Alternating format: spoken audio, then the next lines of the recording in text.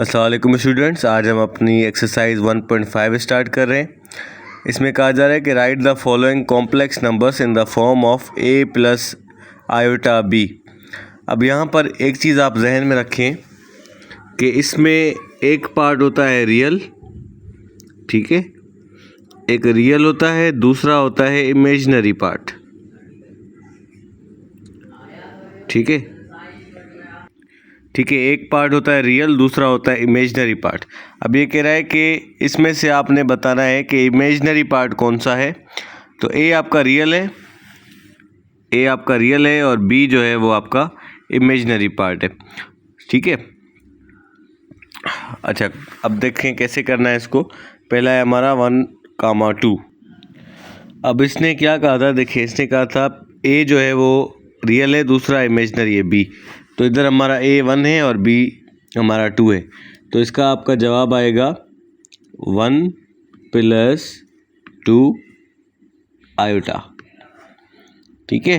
ये आपका आंसर है। आयोटा का मतलब है इमेजिनरी पार्ट, ठीक है। आई से आप इमेजिनरी ले लें, आई फॉर इमेजिनरी। तो ये दूसरे में आपका आई लगेगा, दूसरा पार्ट जो है वो बी वाला जो है वो आपका इमेजिनरी पार्ट है। जिस तरीके से ये दूसरा है आपका 2, 2। अब इसमें पहला 2 तो आ जाएगा, प्लस दूसरे 2 के साथ आयोटा लगेगा। ये जो है ना, इसको आयोटा कहते हैं, IOTA, आयोटा, ठीक है।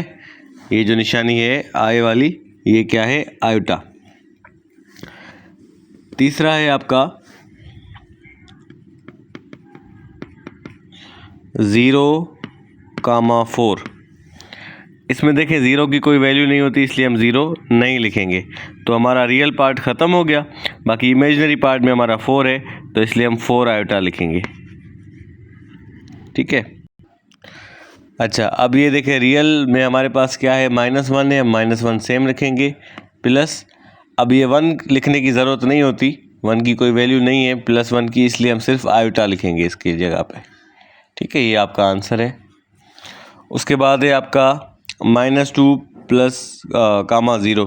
तो -2 हमारा रियल पार्ट आ गया, और इमेजिनरी पार्ट में हमारा 0 है, इसलिए फिर ये सिर्फ हमारा रियल पार्ट ही हम यहाँ पे लिखेंगे, आयोटा लिखने की ज़रूरत नहीं है क्योंकि वहाँ पर 0 है। उसके बाद है -3 और 4। तो -3 हमारा रियल वाला है, और 4 जो है वो हमारा आयोटा वाला है।